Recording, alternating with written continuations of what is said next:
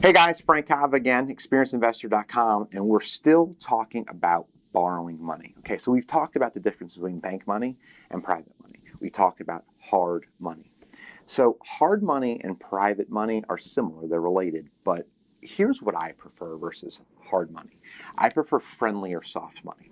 Now, hard money comes with points and interest and usually pretty stiff terms.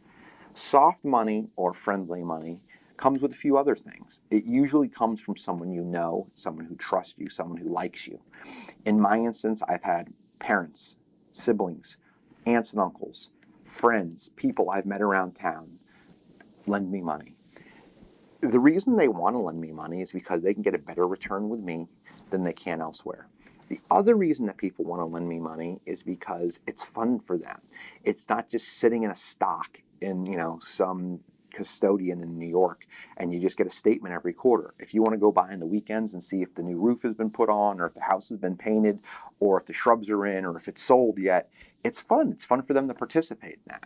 So if you're trying to raise capital, it's your responsibility to get the person with the money excited. Like I said, a real live asset, something they can take part in, something you can be a part of with them. You're going to help shepherd their money and make sure it makes a return. The stock market could go up or go down, who the heck knows? With a house, if you buy it right and you fix it right and you sell it, everyone wins, right? The community wins, you win, the investor wins. Well, we talked about hard money. Hard money is expensive. Private and soft money, you get to dictate the terms, okay? The people that you're working with usually aren't professional financiers. They're usually not people who do this for a living. They usually have a full-time job and they're sick of sending their money off to, one of those custodians we talked about and just getting a statement in the mail. So it's up to you to come up with terms that make sense. Now, this is very, very easy to do. Finding a local attorney can draft all the documents. But as you're having the dialogue and approaching private type investors, here's some of the things to talk about, okay? We talked before about a note and guaranteeing the property. That's number one. Number two, talk about your returns. What I do when I approach someone who has money, who I want to turn into a private investor, is I just tell them what I do. I explain it. I tell them our success ratio, which is pretty strong. And then I just tell them, we pay somewhere between 8 and 12%. And I kind of let it hang out there. If they're interested at the moment, or if they're interested over time, they'll come back to you and they'll talk about it. Like I was mentioning earlier, points and interest add up with hard money. With softer, friendly money, it's usually 8 to 12%, no points.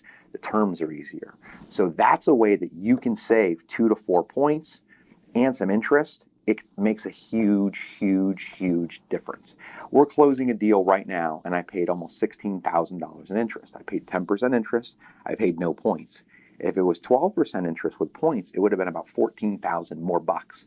If you look at that, that's a huge amount of money, and it's a big difference. So if you get comfortable with this and you approach people that you know that are friendly to you, you can pay slightly less for interest and for points, and you can keep more of the profits.